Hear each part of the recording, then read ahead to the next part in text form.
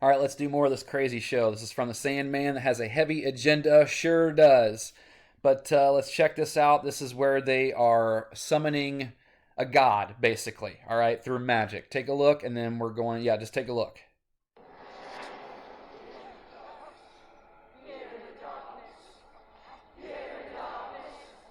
Okay, you see the robes, which you saw right here, right in the mock sacrifice thing. This is all true shit, man. They do this stuff.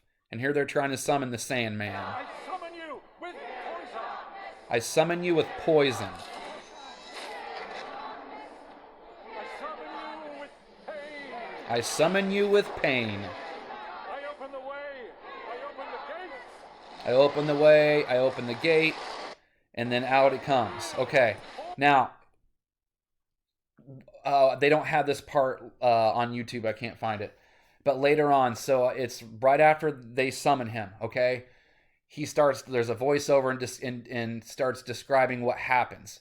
So anytime that they do this shit, specifically whenever they summon him, and so they're telling you within, it can be at least this many, this guy comes out and says, whenever they use this magic and they summon and they bring something like me from my world into theirs, in this instance, the whole city, there was like 1 million people that fell asleep, that went into a coma, and they call it the sleeping sickness. And it shows all these people being affected, and then they cut to like this scene inside, I think like a mansion, looks like a big rich people party, and he goes on to say, and then not only did people started getting sick, start falling asleep, the sleeping sickness, tragedies and bad things started happening. And they cut to this guy in the middle of this party on this chair reading this newspaper, and on the newspaper it says like, more tragedy strike, this, that, and the other, fear, doom, and gloom, right? So that's no doubt in my mind, and I never have heard that before, because I have the Necronomicon, I've read the Necronomicon, and here's the thing, magic is absolutely real. They do this shit, that's what they're doing with Cern. But even this is a whole new lesson to me, because in my understanding and researching and studying this stuff is that's always just the caster because they tell you it's like the law of three, that no matter what you do, it comes back to you like 3 times. But I've never really seen them talk about it happening on a scale to where as many as 1 million people. And again, this is a TV show, and who knows? But what TV show and movie aren't coming to life, man? And it just makes a lot of sense, because you got all these assholes dressed up like this, doing this shit all over the place, underneath all the Ivy League schools, over every country, over everywhere. And every time they do it, they're selfish assholes. And so every time they do that, they're bringing misery upon everybody, because they do that same shit, I'm sure. I summon you with pain. I'm summoning you with suffering or poison, excuse me.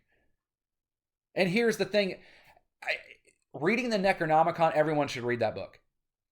Everyone should read that book, because I respect their commitment. You would not believe what they have to do these spells. And what's funny is that this guy here that you just saw that did that, he wasn't even trying to summon this guy. That was an accident. He was trying to summon someone else.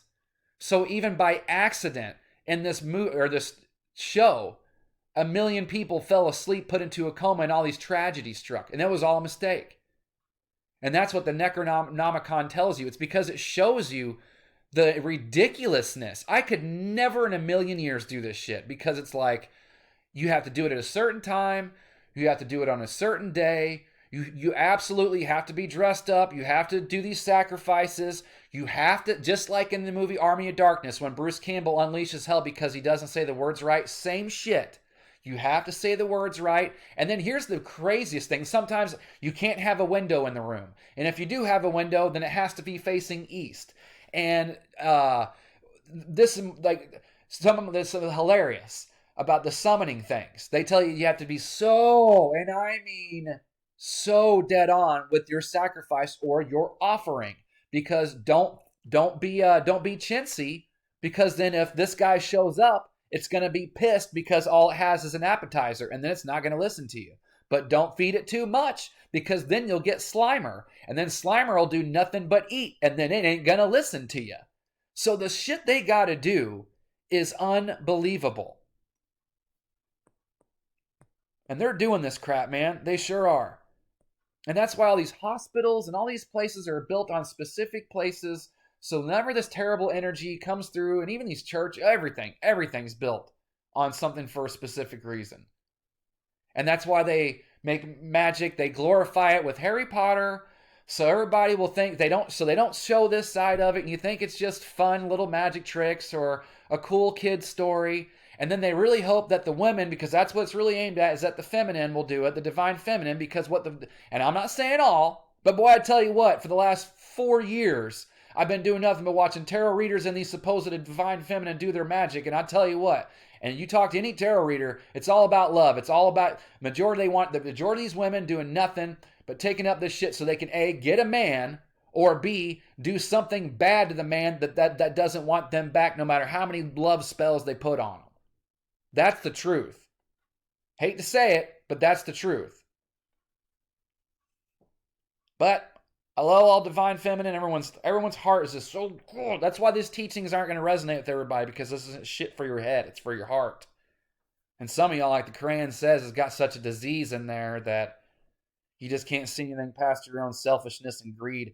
Like this asshole here summons this whole monster, puts 1 million people to sleep, causes all this tragedy all for himself, and even made a mistake. Whoops. Whoopsie. What have you done for love today? You don't have to mess with this shit. It comes through you naturally.